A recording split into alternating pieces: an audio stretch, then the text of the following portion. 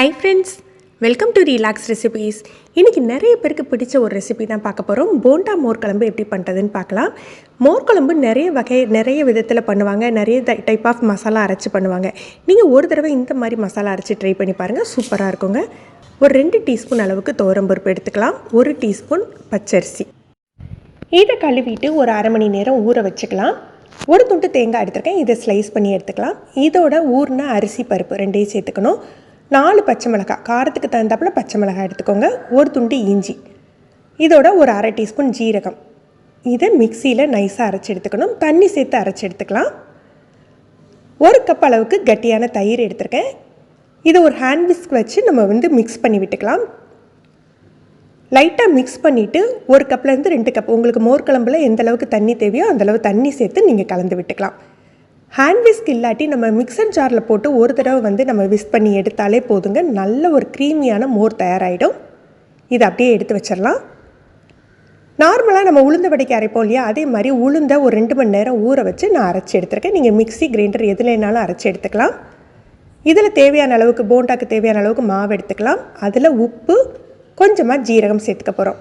இதில் வெங்காயம் சேர்க்க வேண்டாம், கருவேப்பிலை சேர்த்துக்கலாம். வெங்காயம் மிளகுலாம் சேர்த்திங்கன்னா உங்களுக்கு மோர் குழம்புல கொஞ்சம் வித்தியாசமாக இருக்கும். கருவேப்பிலை ஜீரகமெல்லாம் சேர்த்துக்கிட்டிங்கன்னா நல்லாயிருக்கும். நல்லா சாஃப்டாக கலந்து வச்சுக்கோங்க. தண்ணி தொட்டு உருட்டி பார்த்திங்கன்னா இந்த மாதிரி உருண்டு வரணும். எண்ணெய் சூடானாக்கில் மீடியம் ஃப்ளேமில் வச்சுட்டு சின்ன சின்னதாக உருட்டி போட்டுக்கலாம். தண்ணியை தொட்டு உருட்டி போடுங்க, நல்லா உருண்டு வரும். இது பார்த்திங்கன்னா உங்களுக்கு சின்ன சைஸாக போட்டுக்கிட்டால் ரொம்ப நல்லதுங்க. ஏன்னா நமக்கு போண்டாவில் ஊறி நல்ல சைஸ் பெருசாகிடும்.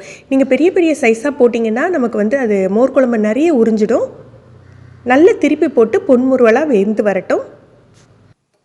நார்மலாக நம்ம வடை செய்யலை மிக்சியில் அரைக்கிறதுக்கு எண்ணெய் குடிச்சிருமோன்னு பார்ப்போம். இதுக்கு அந்த பிரச்சனையெல்லாம் இல்லைங்க. லைட்டாக தளர்வாக மாவு இருந்தால் கூட உங்களுக்கு மோர் குழம்புக்கு சூப்பராக போண்டா வரும். இந்த மாதிரி நல்ல கோல்டன் கலரில் ஃப்ரை ஆனாக்கில் நம்ம எடுத்து வச்சிடலாம்.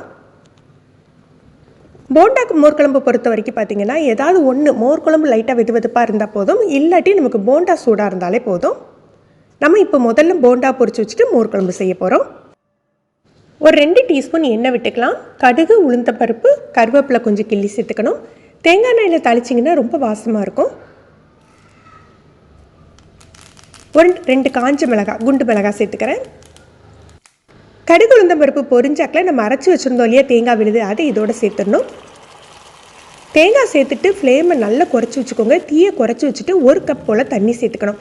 ஏன்னா நம்ம தேங்காவோட அரிசி பருப்பு 2 சேர்த்து அரைச்சிருக்கோம், அதனால் கொஞ்சம் அடியில் கட்டி ஆகிடும். தண்ணி சேர்த்துட்டு ஒரு அரை டீஸ்பூன் மஞ்சள் பொடி, அரை டீஸ்பூன் பெருங்காயத்தூள் 2மே சேர்த்துக்கலாம். பெருங்காயத்தூள் மோர் குழம்புல சேர்க்கறதுனால தான் நம்ம வடை மாவில் சேர்க்கலை. தேவையான அளவுக்கு உப்பு சேர்த்துக்கலாம். இதெல்லாம் நல்லா மிக்ஸ் பண்ணி விட்டுறணும். குறைஞ்ச தீலையே மிக்ஸ் பண்ணிக்கோங்க. ஒரு நிமிஷம் போல் இது நல்லா வெந்து வரணும். மோர் குழம்பு செய்யலை மோரில் நம்ம மஞ்சப்பொடி கலக்கிறத விட இந்த மாதிரி தேங்காய் விழுதில் கலந்துக்கிட்டால் நல்லா வெந்து வந்துடும். ரொம்ப நேரத்துக்கு மோர் குழம்பு கெட்டு போகாமல் இருக்கும். பாருங்கள், ஒரு மாதிரி க்ரீமியாக வந்துடும். இந்த அளவுக்கு குக்கானா போதும். இப்போ அடுப்பை அணைச்சிட்டு நல்லா ஒரு 2-3 தடவை கிளறி விட்டுக்கணும். அந்த ஆவி கொஞ்சம் குறையணும். அடுப்பை அணைச்ச பிறகு தான் நம்ம கடைஞ்சி வச்சுருக்க மோரை சேர்க்கணும்.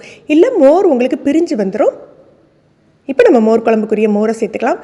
போண்டா மோர் குழம்புக்கு பார்த்திங்கன்னா வடை போட்டு போண்டா போட்டுலாம் நம்ம மோர் குழம்பு செய்யலை. மோர் குழம்பை நல்லா உறிஞ்சி எடுத்துக்கணும். அதனால் நம்ம தண்ணி கொஞ்சம் ஜாஸ்தியாக இருக்கிற மாதிரி தான் பார்த்துக்கணும். ரொம்ப கட்டியாக செய்யக்கூடாது.